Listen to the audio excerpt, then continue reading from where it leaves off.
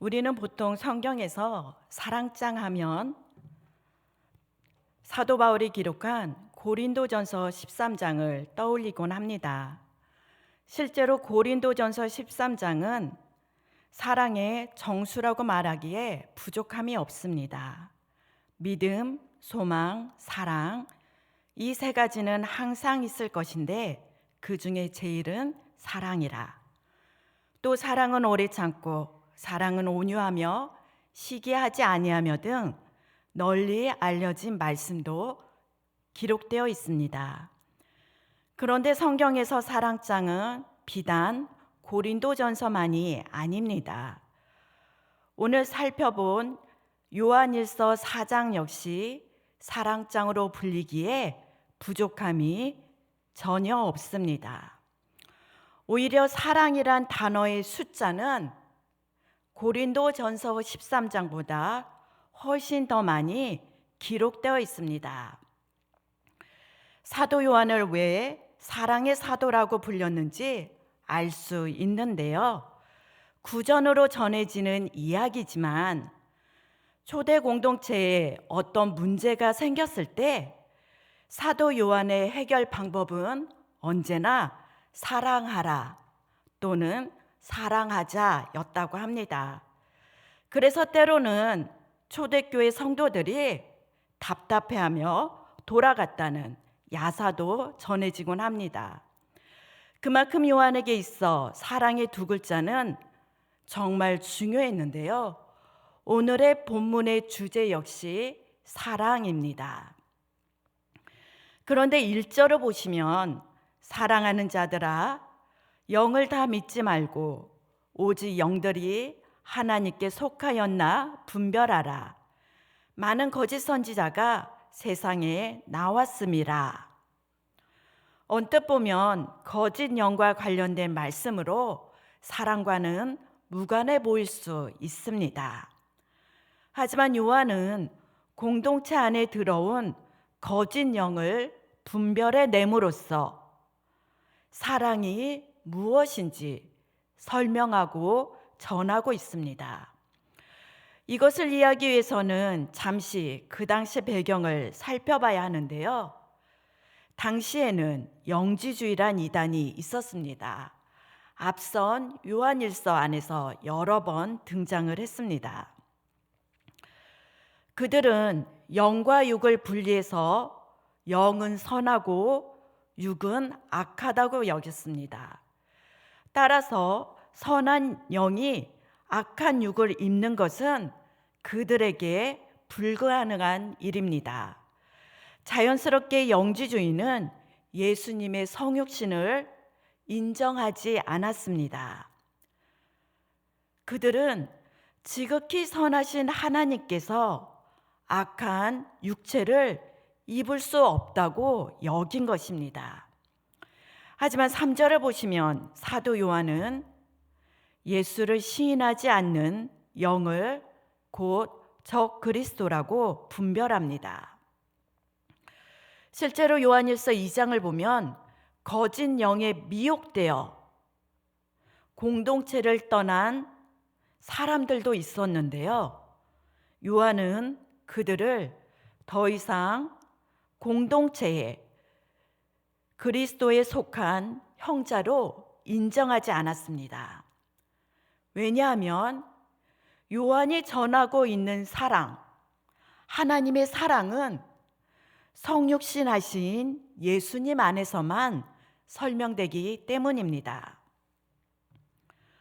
성육신은 중요하기 때문에 좀 더 말씀드려 보겠습니다. 성육신이란 말은 말 그대로 하나님께서 인간이 되셨다는 말입니다. 눈에 보이지 않는 영이신 하나님께서 인간의 몸을 입고 이 땅에 오신 것입니다. 그 결과 사람에게 구원의 길이 열렸습니다. 구원은 곧 영생, 하나님이 주시는 새로운 생명을 뜻합니다. 한국교회에서 구원은 오직 믿음으로 말미암아 받는다는 교리에 매우 익숙합니다. 우리는 뼛속까지 이 교리를 갖고 있습니다. 그래서 사도 요한이 믿음과 사랑을 한 뜻으로 표현한 요한일서 내용들이 다소 낯설 수 있습니다. 요한일서에서 사랑은 하나님과 사귐의 증거가 됩니다. 요한일서에서 사랑은 빛과 어둠을 나누는 기준이 됩니다. 그리고 요한일서에서 사랑은 하나님께서 예수님을 통해 이루신 놀라운 구원 사건을 뜻하기도 합니다. 사랑에 관한 사도 요한의 이런 표현은 7절과 8절에 이어져 있는데요. 우리 한번 7절, 8절 함께 읽어보도록 하겠습니다. 시작. 사랑하는 자들아, 우리가 서로 사랑하자. 사랑은 하나님께 속한 것이니 사랑하는 자마다 하나님으로부터 나서 하나님을 알고 사랑하지 아니하는 자는 하나님을 알지 못하나니 이는 하나님은 사랑이심이라. 하나님은 사랑이심이라. 이 말은 하나님의 속성 자체가 사랑이란 뜻입니다. 하나님의 속성이 사랑이라는 것은 하나님 안에 사랑이 충만하다는 뜻입니다. 또는 하나님께서 행하신 모든 일의 시작, 동기는 곧 사랑이란 뜻도 됩니다. 물론 모든 사랑이 곧 하나님이란 뜻은 아닙니다. 세상에서 말하는 사랑은 지극히 자기중심적이고 탐욕적인 경우도 굉장히 많습니다. 하나님께 속하지 않은 자들도 사랑하며 살아갑니다. 우리나라 대중가요의 90% 이상이 사랑 또는 사랑과 관련된 내용이라고 합니다. 하지만 하나님의 사랑은 이런 세상의 사랑과는 다른 사랑입니다. 여기서 우리가 주목할 점은 사도 요한은 하나님의 속성인 사랑을 구원받는 성도, 우리와 연결한다는 점입니다. 하나님이 사랑이시기 때문에 하나님의 자녀도 사랑이란 것입니다. 이것은 마치 자판기에 동전을 넣고 원하는 종류의 커피 버튼을 누르면 반드시 그에 해당하는 커피가 자동적으로 나오듯이 하나님의 속성이 사랑이기 때문에 하나님께 속한 자녀들에게 사랑은 반드시 흘러나온다는 것입니다. 그런데 이 부분은 8절과 연결한 보충 설명이 필요합니다. 아까 함께 읽어본 8절을 보시면 사랑하지 아니한 자는 하나님을 알지 못하나니 이 말씀이 있었는데요. 다른 말로 표현하면 사랑이 없는 자는 하나님께 속한 자가 아니라는 말처럼 들립니다. 그렇다면 내 안에 사랑이 없을 때 우리는 하나님을 모르는 사람이 된다는 뜻일까요? 그렇지는 않습니다. 저는 이것을 이렇게 한번 설명해 보고 싶습니다. 성도 역시 때때로 인간이기 때문에 사람을 사랑하지 못하고 미워할 수 있습니다. 살면서 사랑하기 힘든 사람도 한두 번, 더는 그 이상 만나게도 됩니다. 때로는 미워하는 마음에 붙들려서 원수를 갖고 싶은 복수심이 우리 마음도 가득할 때도 있습니다. 생각해보면 우리는 작은 것에 곧잘 분개하며 살아가기도 합니다. 말로서는 많은 사람을 대할 수 있지만 한 사람을 진심으로 알아가고 사랑한다는 것은 결코 쉬운 일이 아닙니다. 때로는 우리 안에, 내 안에 사랑 없음을 깨닫고 탄식할 때도 종종 있습니다. 하지만 사도 요한의 뜻은 우리가 진실로 하나님의 자녀라면 우리의 마음은 미움이나 시기, 질투 또는 원수 같음으로 우리의 마음이 영원할 수 없다는 뜻입니다. 왜냐하면 바로 우리는 하나님께 속한 성도이기 때문입니다. 그래서 우리는 곧잘 어떻게 합니까? 상대로 인해서 생긴 미워하는 마음이라 할지라도 우리는 괴로워합니다. 그리고 그 마음을 가지고 회개하며 하나님께 나아갑니다. 성도가 왜 이렇게 하는 것일까요? 예수를 믿음으로 말미암아 성도 안에 하나님의 사랑이 이미 들어왔기 때문입니다. 하나님의 사랑, 속성이 사랑입니다.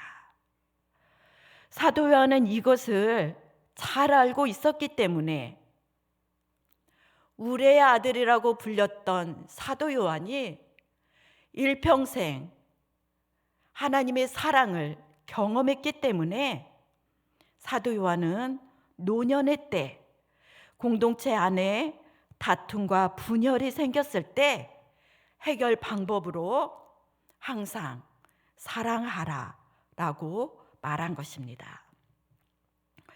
다른 대안이 없었거나 몰라서가 아닙니다. 사도 요한에게 교회, 공동체, 성도, 형제 사랑은 곧 하나님의 사랑과 이어졌기 때문입니다.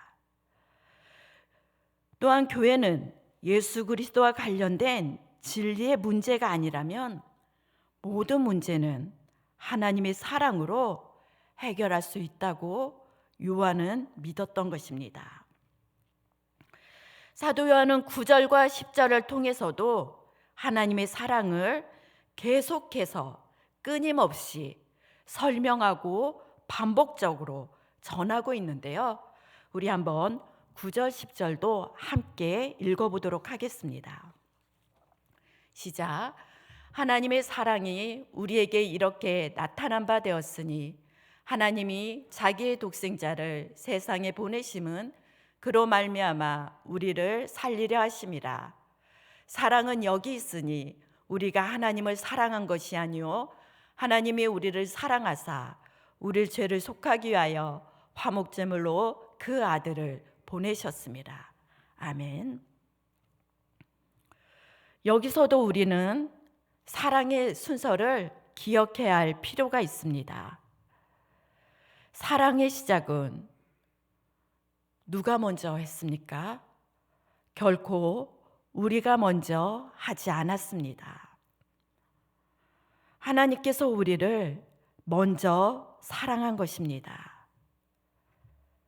죄에 빠진 인간이 스스로를 구원할 수 없듯이 인간은 먼저 하나님을 사랑할 수 없습니다.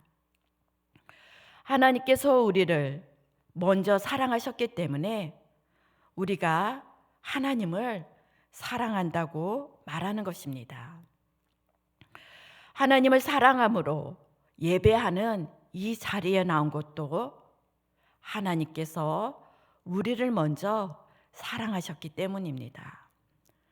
또한 우리가 하나님의 사랑을 아는 것은 오직 하나님께서 화목제물로 독생자를 먼저 내어주셨기 때문입니다. 하나님께서 이렇게 하신 목적은 무엇입니까? 단 하나입니다. 우리가 읽은 말씀에 기록된 것처럼 우리를 살리기 위함입니다. 하나님의 사랑은 대가 없이 자신의 가장 귀한 것을 내어주신 사랑입니다.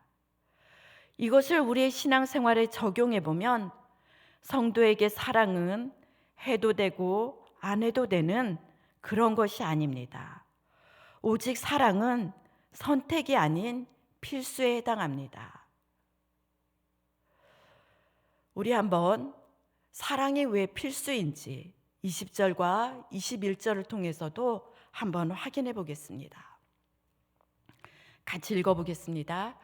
누구든지 하나님을 사랑하노라 하고 그 형제를 미워하면 이는 거짓말하는 자니 보는 바 그 형제를 사랑하지 아니하는 자는 보지 못하는 바 하나님을 사랑할 수 없느니라. 우리가 이 계명을 주께 받았나니 하나님을 사랑하는 자는 또한 그 형제를 사랑할지라.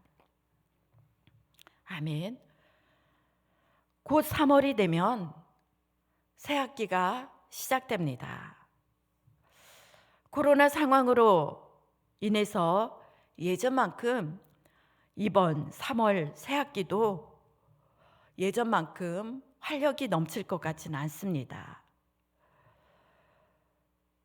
하지만 새롭게 캠퍼스에 입학하는 학생들에게는 여전히 새로운 환경 또 캠퍼스에 대한 기대감이 있을 것인데요.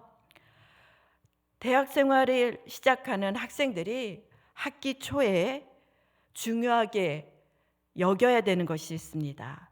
바로 학기 초가 되면 반드시 해야 되는 정해진 과정이 있는데요. 바로 자신이 공부할 커리큘럼에 맞춰서 수강 신청을 반드시 해야 합니다. 그런데 아무리 듣고 싶은 과목이 있다 하더라도 학생들은 정해진 필수 과목과 선택 과목에 관한 배분을 잘해야 합니다. 왜냐하면 필수 과목을 듣지 않고 선택 과목을 많이 들어서 혹 학점이 좋더라도 그 학생은 졸업학기가 되면 필수 과목을 이수하지 못했기 때문에 졸업할 수 없기 때문입니다.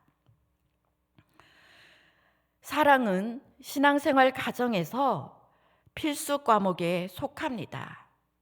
왜냐하면 눈에 보이는 형제를 사랑하는 것이 곧 보이지 않는 하나님을 사랑하는 증거라고 우리가 읽은 말씀에서 말하고 있기 때문입니다.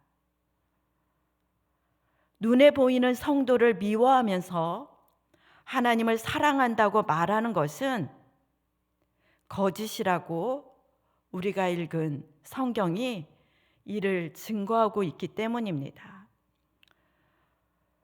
이렇게 생각해 보면 사랑은 성도에게 있어 필수는 맞지만 너무나 어려운 과제, 숙제처럼 여깁니다. 하지만 사랑하는 성도 여러분, 저는 이런 하나님의 사랑에 대해서 묵상할 때 특히 하나님께서 이 땅에 화목제물로 내어주신 아들 예수 그리스도를 묵상할 때 문득 복음서에 기록된 한 가지 이야기가 겹쳐서 떠올랐습니다. 바로 오병이어의 기적입니다. 여러분, 오병이어 기적 모두 다 아시죠? 하나님께서 남자만 5,000명, 아마도 여자와 어린아이를 포함한 수만 명이 있는 그곳에 하나님께서 작은 어린이가 내어놓은 도시락을 통해서 하나님께서 수만 명의 배고픔을 해결해 주셨습니다. 이것은 역시 우리에게 예수님의 놀라운 기적 사건으로 많이 인식되었는데요. 저는 여기에서 이 또한 이 역시 오병이어 기적 역시 하나님께서 세상에 하나님의 사랑을 나타내 보이신 사건으로 떠올랐습니다. 하나님의 사랑이 오병이어를 통해서 어떻게 세상에 드러나게 되었습니까? 바로 작은 어린이가 내어놓은 어린아이의 도시락입니다. 하나님께서는 우리에게 형제 사랑을 말씀하실 때 하나님께서 독생자 아들 예수를 내놓았으니 우리에게도 예수와 똑같은 가치의 것을 우리에게 요구하지 않습니다. 우리에게는 사실 예수님의 가치만큼 내어드릴 것이 가지고 있지 않은 존재들입니다. 그럼에도 때로는 하나님께서 무겁게 다가오는 형제 사랑을 우리에게 요구하시는 것은 무엇입니까? 하나님은 우리에게 우리가 가지고 있는 내어드릴 수 있는 그것을 마음으로 중심으로 내어드리면 하나님께서 여전히 역사하심으로 하나님께서 성령을 통하여 교통하심으로 그 내어드림을 통해 하나님께서 이 세상에 그분의 사랑을 드러내시기를 기뻐이 즐거이 행하시기 때문입니다. 사랑하는 성도 여러분, 이것을 기억하면서 말씀을 맺고자 합니다. 베스트셀러 책 중에 사랑의 5가지 언어란 책이 있습니다.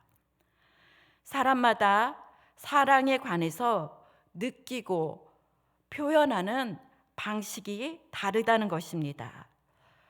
이 책을 요약해서 말씀드리면 첫 번째 유형, 어떤 사람은 선물을 받을 때 사랑을 느낀다고 합니다. 또 어떤 사람은 선물이 아니라 의미 있는 시간을 함께 보낼 때 나는 사랑을 받는다고 느낀다고 합니다. 또 다른 사람은 섬김을 받을 때 사랑을 경험합니다. 내가 온종일 정말 열심히 일하고 집에 왔는데 집에서 나를 위해서 맛있는 저녁을 차려주는 그 섬김을 받는다면 이 사람은 섬김을 통해 사랑을 느끼는 유형인 것입니다. 그리고 4번째 유형은 칭찬을 받을 때 자신이 사랑을 받는다고 여긴다고 합니다. 그리고 마지막은 스킨십을 통해 사랑을 느끼는 유형입니다. 저자는 이렇게 크게 5가지로 사랑의 유형을 나눴는데요. 저자가 이 책에서 말하고자 하는 의도는 분명합니다. 내가 상대방을 사랑한다고 말할 때 상대방을 사랑하는 나의 사랑을 상대방에게 표현할 때는 반드시 상대방이 가지고 있는, 상대방이 느끼고 있는 사랑의 언어로 표현해야 한다는 것입니다. 그렇다면 오늘 사도 요한이 전하고 있는 사랑의 언어는 무엇일까요? 여러분은 어떻게 받아들이셨습니까? 바로 하나님 사랑, 이웃 사랑입니다.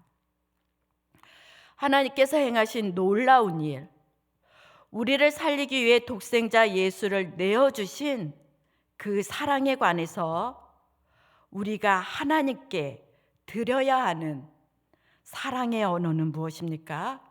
바로 형제 사랑입니다. 하나님을 사랑한다고 말하면서 내 안에 사랑이 없다면 하나님께서 인정하신 사랑의 언어와 어긋나는 것입니다. 우리가 일평생 하나님을 위해 최선을 다해 봉사하고 주님을 위해 살아가지만 그 과정 가운데 형제 사랑이 없다면 하나님께서는 하나님을 사랑하는 마음의 동기로 여기지 않는다는 것입니다. 우리가 말씀에 순종함으로 형제 사랑을 실천함이 곧 하나님을 사랑하는 것과 같다고 하나님은 말씀하십니다. 사랑하는 성도 여러분, 이것을 기억하면서 오늘도 우리 하나님께서 베풀어 주신 은혜에 진심으로 감사드리며 우리 역시 남은 일평생 사도 요한처럼 형제를 사랑하는 사랑의 성도로서 살아가시는 복된 삶 되시길 진심으로 소망하고 축복드립니다.